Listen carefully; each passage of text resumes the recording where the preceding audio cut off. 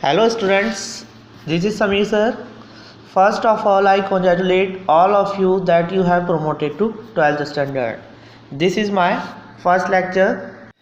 आपकी economics book के दो सेक्शन है. Section first micro economics, section second macro economics. तो हम सेक्शन फर्स्ट का माइक्रो इकोनॉमिक्स का पार्ट स्टार्ट कर रहे हैं, जिसका चैप्टर नंबर 1 है introduction of economics. Adam Smith is known as the father of economics. In 1776, Adam Smith's book An Inquiry into the Nature and Causes of Wealth of Nations was published. Various economists defined economics differently. Among the various definitions, the important ones are wealth-based. First है Adam Smith की. Adam Smith stated economics as study of wealth. Alfred Marshall has defined economics as study of economic welfare. Criticizing the above definitions, Lord Lionel Robbins defined economics as a science that studies human behavior as a relationship between limited resources and unlimited wants involving choice-making process.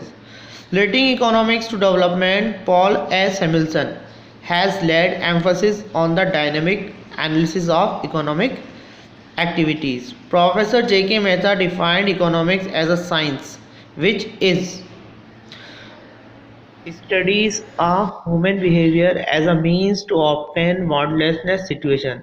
His thoughts were influenced by Mahatma Gandhi. तो ये economics की कुछ important definition थी कि Adam Smith ने wealth based define किया था economics को, अल्फ्रेड मार्शल ने वेलफेयर बेस्ड डिफाइन किया था, रॉबिन्स ने स्कार्सिटी बेस्ड मतलब कमी, रिसोर्सेज की कमी, पॉल एस सैमुअल्सन ने डेवलपमेंट बेस्ड डिफाइन किया इकोनॉमिक्स को, और प्रोफेसर जे.के. मेहता ने फॉल्टनेस बेस्ड डिफाइन किया है. इसका मतलब ये है कि इंसान की जो इच्छा है, वांट्स है, वो कभी ख़त्म नहीं होती है.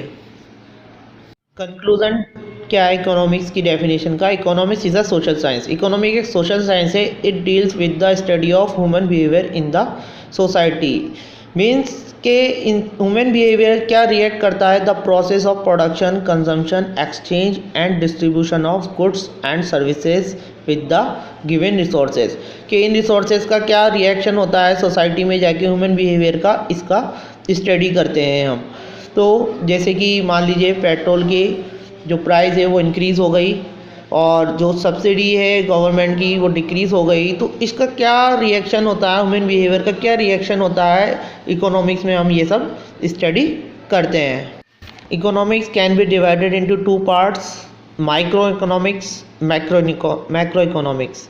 इन micro economics include consumption, production, exchange, distribution, economic welfare, and macroeconomics include national income, general price level, economic development, macro theory of distribution. ये सब हम नेक्स्ट चैप्टर में पढ़ेंगे. The word micro and macro was first used by Ragnar Fritz in 1933. जो first word use करा था micro और macro का, वो रैगनर फ्रिट्ज ने किया था 1933 में. Micro and macro have originated from Greek word micros and macros respectively. Micro means in small and macro means large.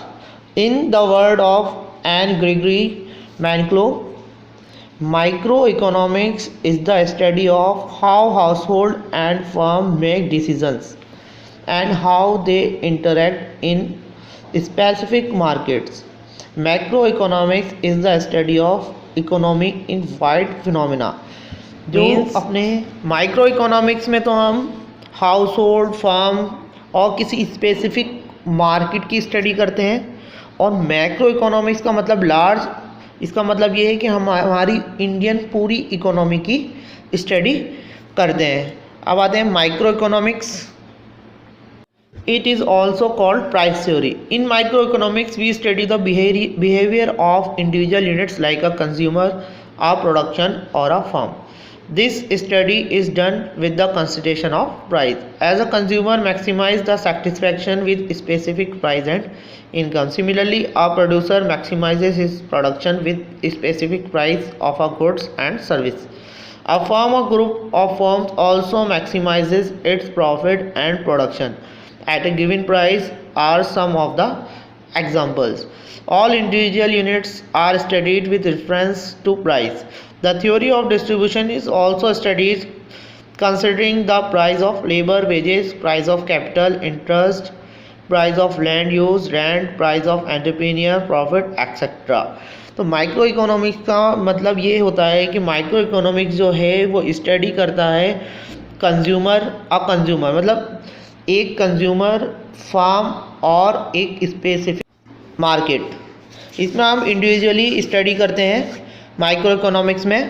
अब आते हैं मैक्रो इकोनॉमिक्स। मैक्रो इकोनॉमिक्स में हम स्टडी करते हैं, वो करते हैं पूरी होल इकोनॉमी की। In macro economics study is done with reference to wide, broad और aggregate levels. Macro economics include the study of level of national income, employment, national savings, national investment, general price level, fluctuations in economic growth and development, etc. Macroeconomics is also known as the general theory of income and employment. Macroeconomics का दूसरा नाम जो है, the other words, the general theory of income and employment. In 1936, the general theory of employment, interest and money written by Keynes. यह question आ सकता है, Keynes की बुक का नाम the general theory of employment, interest and money. The theory of macroeconomics developed more scientifically from then onwards. According to Gardner Ackley, macroeconomics deals with economic affairs in the large. It concerns the overall dimensions of economic life. It looks at the total size and shape and functioning of the elephant of economic experience, rather than working of articulation or dimensions of the individual parts. It studies the character of the forest independently of the trees which compose it. In macroeconomics, also the study when based on one factor is known as macro partial. तो ये micro और macro economics का introduction था। अब हम हमारी next class में micro और मैक्रो इकोनॉमिक्स में क्या डिफरेंस होता है वो पढ़ेंगे। Thank you, good bye.